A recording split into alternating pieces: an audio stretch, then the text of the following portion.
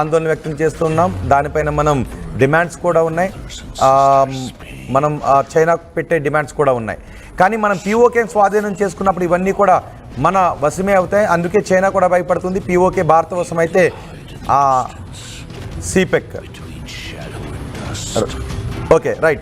మధు కూడా లైవ్లో ఉన్నారు. నేను మధుతో కూడా మాట్లాడతాను. సో ఆర్యన్కి చెప్పాలనుకుంటున్నాను. సో అక్కడ నుంచి సిపెక్ ఆర్డర్ కూడా వేస్తున్నారు కాబట్టి అది ఎక్కడ డిస్టర్బ్ అవుతుందోననే భయం ఇటు చైనాలో కూడా ఉంది. అందుకే బంగ్లాదేశ్లో వాళ్ళు ఒక ఎయిర్ బేస్ని నిర్మించాలని అనుకుంటున్నారు పాకిస్తాన్తో.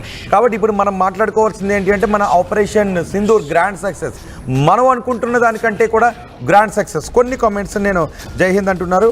Pakistan best in potato chips. వాళ్ళని తినమనండి. Pakistan best in potato chips అయితే వాళ్ళ ప్రస్తుతం ఆకలితో ఉన్నారు. వాళ్ళని తినమనండి. ఎవరు కమెంట్ చేశారు. అఫ్ కోర్స్ మీరు ఏ ఉద్దేశం కొందూరు హరీష్ ఓకే అండి.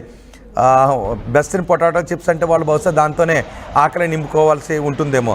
సో ఈ 5% మంది 2% మంది 6% మంది ఎప్పుడు కూడా ఉంటూనే ఉంటారు. సో మనం వాళ్ళ గురించి మాట్లాడుకోవాల్సిన అవసరం లేదు. ఎప్పటికైనా కూడా పాకిస్తాన్కి వాళ్ళు మన పీఓకేలో ఉన్న కొద్ది భాగాన్ని పాకిస్తాన్ గిఫ్ట్ చేసిన భాగం కూడా ఎప్పటికైనా మంది అవుతుంది. ఒకసారి నేను మధుతో కొండ మాట్లాడతాను. కొన్ని కామెంట్స్ కూడా నేను చదివి వినిపిస్తాను. ఎస్ ఆర్యన్, మీ కన్సర్న్ నాకు అర్థమైంది. మీ ఉద్దేశం కూడా నాకు అర్థమైంది. ఆ చిప్స్ తయారు చేసే ఏరియా పైన మనం అంత అటాక్ చేయలేం కదా. అది దేశానికి సంబంధించిన ప్రభుత్వానికి సంబంధించినటువంటి విషయం.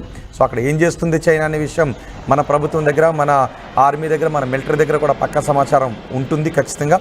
ఓకే మధు, ఈ టామ్ కూపర్ చెప్పిన విషయాన్ని ఎలా చూడాలి? నిజంగా టామ్ కూపర్ చెప్పిన విషయం వింటే ఇది భారతీయులందరికీ కూడా ఒక రకమైన గుడ్ న్యూసే రైట్?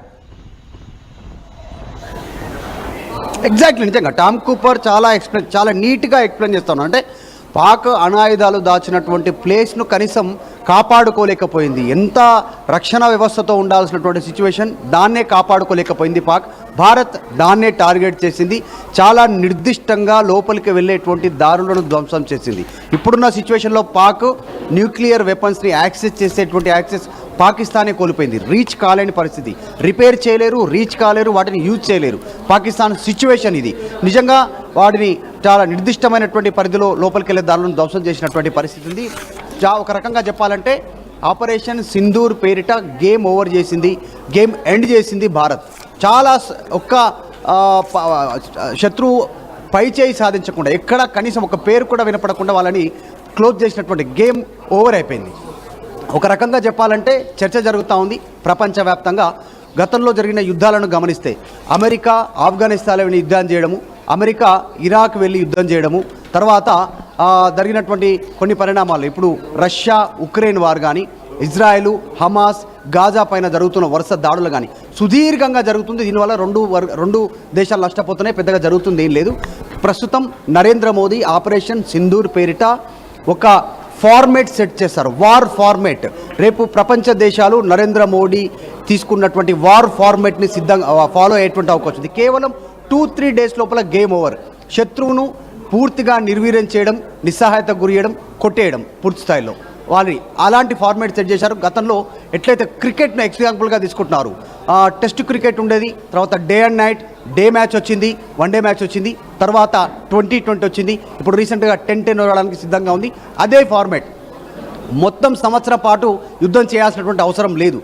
కరెక్ట్గా ప్లాన్ చేసి కొడితే శత్రువుని 2 నుంచి 3 రోజుల లోపలే నిర్వీర్యం చేయొచ్చు. అదే ఫార్మేట్ని నరేంద్ర మోడీ సెట్ చేశారు. రేపు ఫ్యూచర్లో ప్రపంచ దేశాలు తమ శత్రువులపైన దాడి చేయడానికి ఇదే భారత్ తీసుకున్న వార్ ఫార్మేట్ని ఎగ్జాంపుల్గా తీసుకునేటువంటి అవకాశం ఉంది. వాస్తవానికి చెప్పాలంటే ఇది వాళ్ళకు ఒక స్టడీ చేయడానికి ఒక కొత్త స్టడీ కేస్ లాగా ఉండే అవకాశం ఉంది. Operation Sindoor success Tom Cooper చెప్తుంది అదే.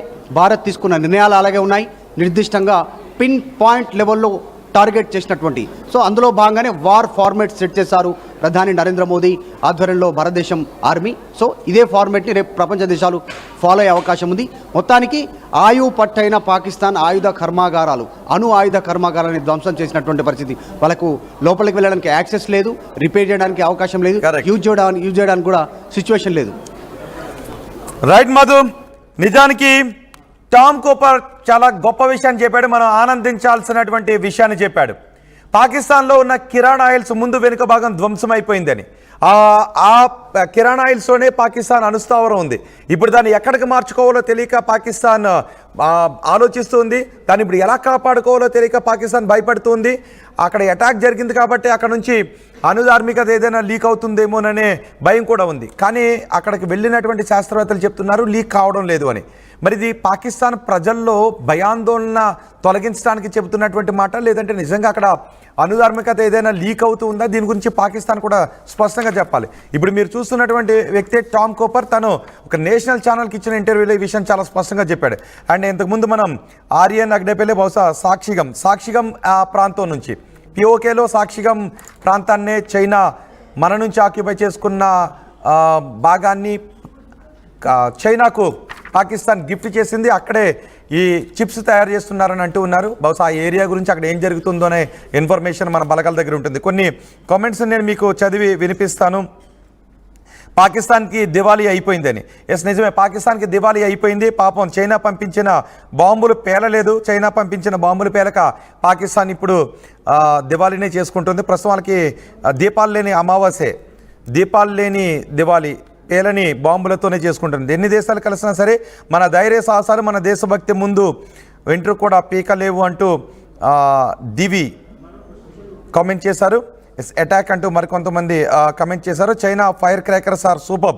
నిజమే, చైనా ఫైర్ క్రాకర్స్ లాంటివే, తుస్సుమనిపించే ఫైర్ క్రాకర్స్ లాంటివే భద్రత ప్రమాణాలతో కొనుక్కున్న పాకిస్తాన్కి వాళ్ళు అమ్మారు. అందుకే పాపం ఇప్పుడు ఎవరు నమ్మాలో తెలియక పాకిస్తాన్ భయపడుతుంది. పాకిస్తాన్ కూడా అయోమయంలో ఉంది. చైనా మోసం చేసిందంటూ. చైనా భారతదేశాన్నే కాదు, నిజానికి చైనా భారతదేశాన్ని 1962లోనే మోసం చేసింది. ఇప్పుడు చైనా పాకిస్తాన్కి పేలైన ఆయుధాలు ఇచ్చి ఇప్పుడు కూడా మోసం చేసిన పరిస్థితే కనిపిస్తుంది. Aryan Agadepalli boycott Turkey China products. Yes, నిజానికి అది గవర్నమెంట్స్ అయితే చేయలేవు. ఒక కొండూరు హరీష్ రాశారు చైనా టర్కీ వస్తువులను బ్యాన్ చేయాలని. అది ప్రభుత్వాల స్థాయిలో నిర్ణయం తీసుకోలేవు, కానీ మనం దేశవాళీ వస్తువులని కొనుక్కుని స్వదేశీ తయారీ వస్తువులని మనం ఉపయోగించాలి అనే నిర్ణయాన్ని తీసుకుంటే అవి ఆ వస్తువులపై ఇంపాక్ట్ పడే అవకాశం ఉంటుంది. కానీ మనం చాలామంది అనుకుంటూ ఉంటాం కదా, ఈ విషయం ఎవరికైనా తగిలితే వాళ్ళు బాధపడకండి, జస్ట్ ఆలోచించండి.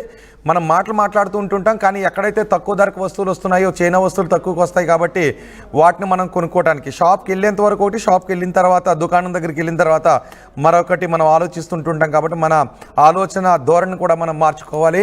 మన స్వదేశీ తయారీ వస్తువులని మనం ₹1 ఎక్కువైనా పర్లేదు, స్వదేశీ తయారీ వస్తువుల్ని మనం ఉపయోగిద్దామనే నినాదాన్ని మనం తీసుకోవాలి. అది ప్రజలుగా తీసుకోవాలి, ప్రభుత్వాలు తీసుకోలేవు. ఎందుకంటే ప్రభుత్వాల ఆంక్షలను ఉపయోగించాలంటే వార్ సమయాల్లోనే, ఇప్పుడు మనం పాకిస్తాన్పై ఉపయోగించాం కదా వార్ సమయాల్లోనే, అలాంటి సమయాల్లో మాత్రమే పాకిస్తాన్ వస్తువులపైన, చైనా వస్తువులపైన, టర్కీ వస్తువులపైన బ్యాన్ చేయగలం తప్ప ఇలాంటి సమయాల్లో ప్రభుత్వాలు ఆ నిర్ణయాన్ని తీసుకోలేవు. కానీ ప్రజలుగా మనం అలాంటి నిర్ణయం తీసుకోవచ్చు. స్వదేశీ వస్తువులు ₹1 ఎక్కువైనా నేను స్వదేశీ వస్తువునే కొంటాను అనే ఒక నిర్ణయాన్ని తీసుకుంటే అది మనకి మంచి జరిగే అవకాశం ఉంటుంది. కాబట్టి చైనా వస్తువులను, చైనా క్రాకర్స్ మనం కొనాలా, లేదంటే మనకి శివకాశీలో తయారవుతున్న వస్తువులను, మిగిలిన చోట తయారవుతున్న వస్తువులను మనం ₹1 ఎక్కువైనా పర్లేదు స్వదేశీ వస్తువుల్ని కొనాలి అని నిర్ణయాన్ని ప్రజలు తీసుకుంటే అది వేరే విషయం. ప్రభుత్వాలు మాత్రం ఇందులో బ్యాన్ చేయలేవు. మొత్తానికి ఏదేమైనప్పటికీ పాకిస్తాన్కి మాత్రం ఎడాపెడా గుయ్యమన్న పరిస్థితి కనిపిస్తుంది. ఆ కిరాణా హిల్స్లో ముందు వెనుక ద్వారాలు పగిలిపోయి పాకిస్తాన్ ఇప్పుడు భయం గుప్పిట్లో ఉంది. అందుకే రాబోయే రోజుల్లో ఏం చేయాలి అని బంగ్లాదేశ్తో మాట్లాడుకుని బంగ్లాదేశ్తో ఒక ఎయిర్ బేస్ని కట్టాలి అని అక్కడ అనుకుంటూ ఉంది. సో ఈ కుతంత్రాలను కూడా మనం రాబోయే రోజుల్లో ఖచ్చితంగా ఛేదిస్తూ ఉంటాం. సో ఇప్పుడు ఈ టామ్ కోపర్ చెప్పిన మాటలను వింటే మీకు ఏమనిపిస్తుందో మీ అభిప్రాయాన్ని కామెంట్ బాక్స్లో తెలియచేయండి. టామ్ కోపర్ చాలా స్పష్టంగా చెప్పాడు ఒక నేషనల్ ఛానల్కి ఇచ్చిన ఇంటర్వ్యూలో. అంటే లేని అంశాన్ని బహుశా అలాంటి వాళ్ళు చెప్పరు. ఎందుకంటే రేపు మళ్ళీ ఎప్పుడైనా నేషనల్ ఛానల్లో ఒక ఇంటర్వ్యూలో కూర్చోవాలి అనుకుంటే ఇతను కరెక్ట్ ఇన్ఫర్మేషన్ ఇవ్వడం లేదు, ఏదో నోటుకు వచ్చినట్టు మాట్లాడుతూ ఉన్నాడు. టామ్ కోపర్ చెప్పేవన్నీ అబద్ధ